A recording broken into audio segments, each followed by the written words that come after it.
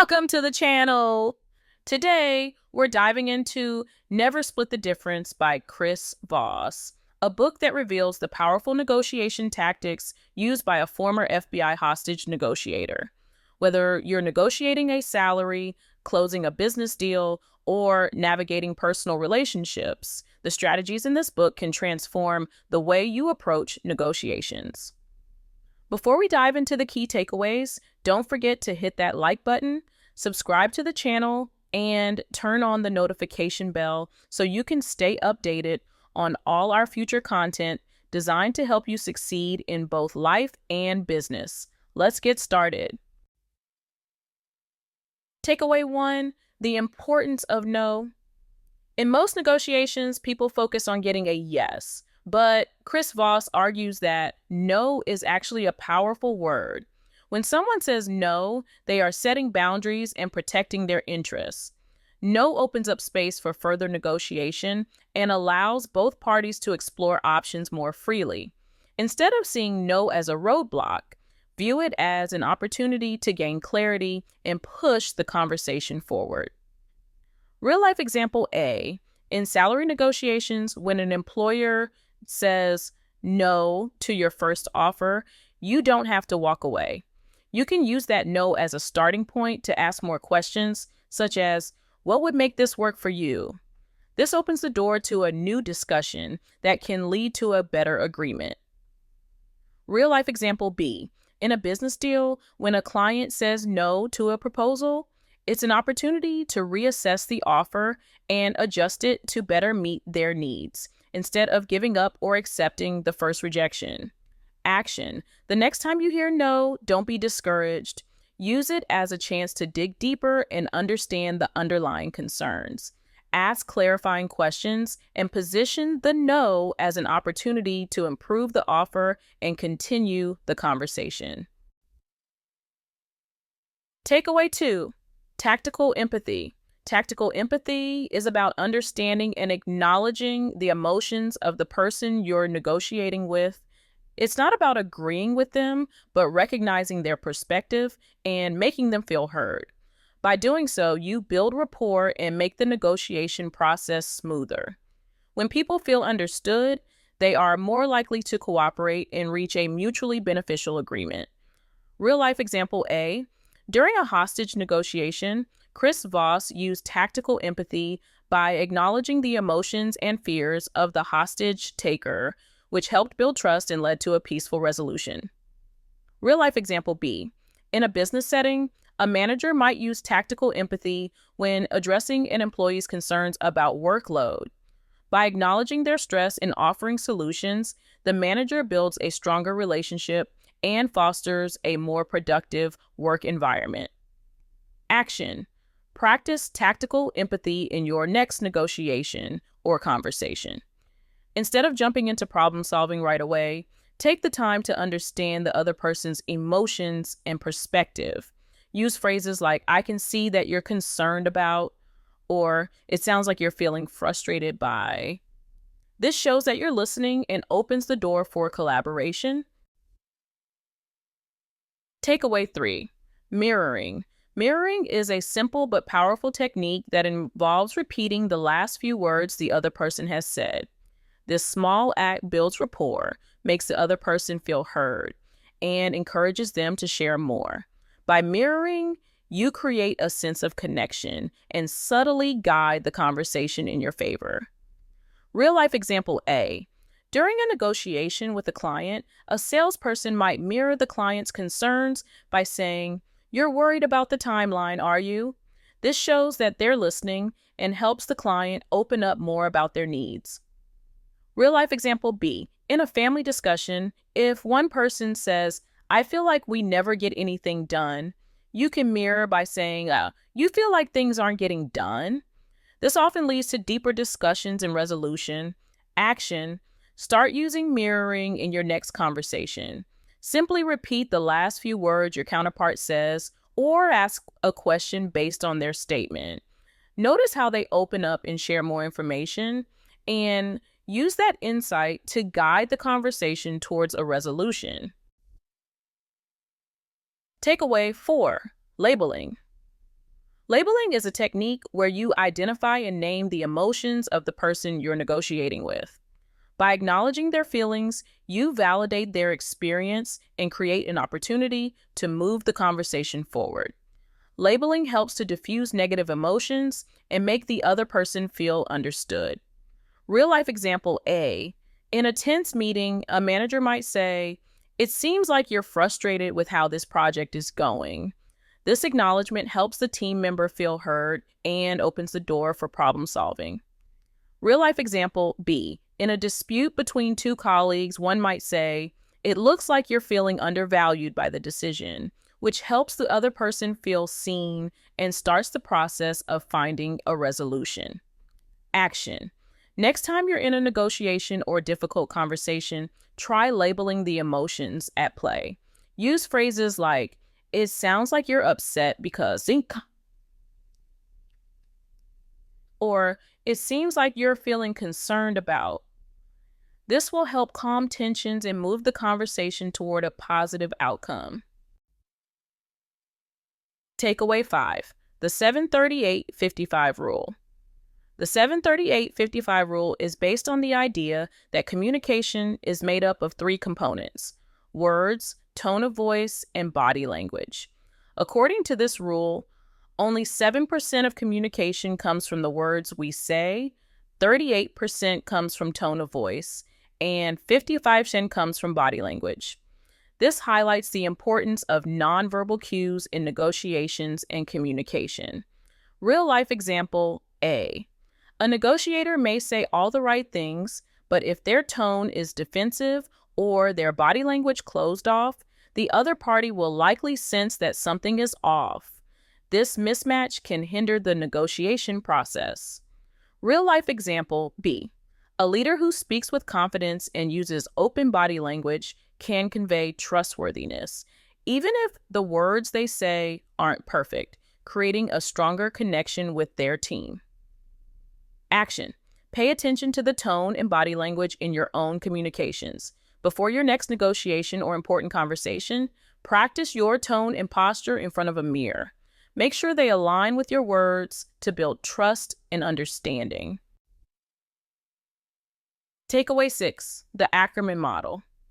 The Ackerman model is a strategic negotiation tool used to make offers starting low and working your way up to the target price. This model is designed to give you room to maneuver and allows you to make incremental concessions that lead to a favorable outcome. It involves setting your target price, offering a smaller initial offer, and gradually increasing the offer while still maintaining the final goal in mind.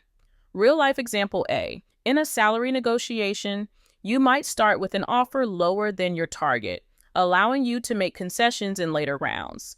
This gives the impression of flexibility while still aiming for the salary you want. Real-life example B.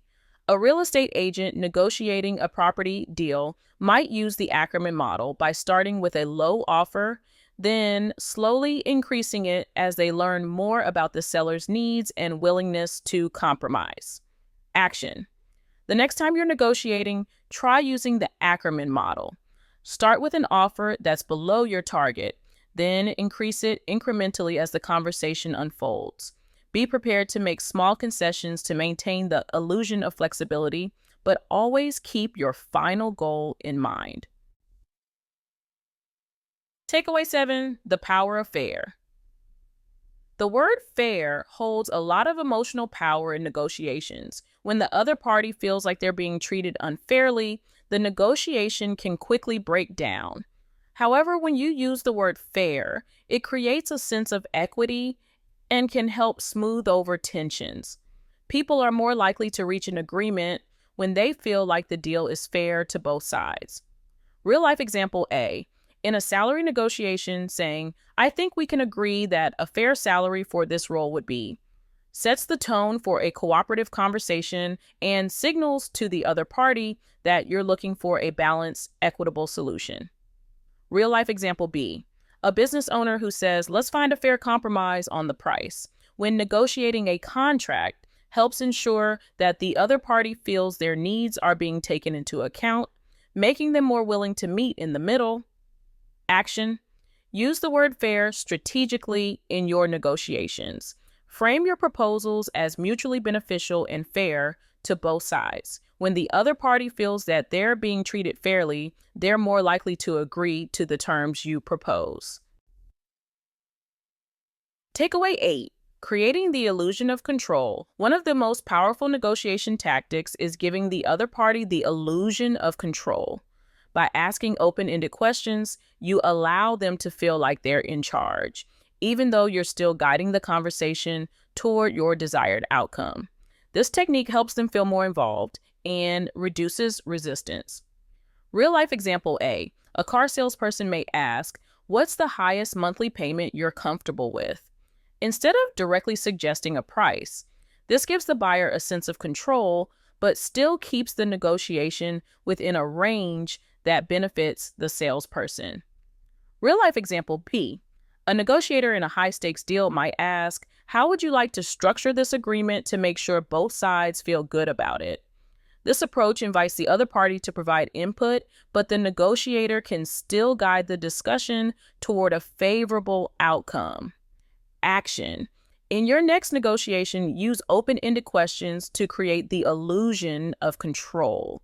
Instead of telling the other party what they should do, ask them how they want to proceed. This makes them feel empowered while you still control the direction of the conversation. Takeaway 9. The importance of no deal. One of the most important skills in negotiation is knowing when to walk away. A successful negotiator understands that not every deal is worth making. If the terms aren't right, or if the negotiation is not progressing in a way that benefits both parties, walking away can often lead to better outcomes. This mindset helps you avoid settling for a bad deal and shows the other party that you're not desperate. Real-life example A. In a business negotiation, a company might walk away from a deal that doesn't meet their core goals, even though it seems like a good opportunity at first. Later, by staying patient and strategic, they are able to secure a much better deal. Real-life example B. A car buyer might walk away from a deal that's not aligned with their budget or needs. The salesperson, seeing that the buyer is willing to leave, may offer better terms to keep the deal alive. Action. Next time you're negotiating, remind yourself that it's okay to walk away if the deal isn't right for you. Know your limits and be prepared to exit the conversation if the terms don't align with your goals. This mindset can give you leverage and improve the outcome of your negotiations. Takeaway 10. Using the Black Swan theory. The Black Swan theory refers to uncovering hidden or unknown information that can drastically shift the balance of a negotiation. These black swans can be anything from new information about the other party's needs, desires, or constraints. When you discover a black swan, it can give you a significant advantage by allowing you to adjust your approach and gain the upper hand. Real-life example A. During a high-stakes negotiation, a negotiator learns that the opposing party is under immense pressure to close the deal quickly due to a specific deadline. This information allows the negotiator to adjust the terms and secure a favorable agreement. Real-life example B.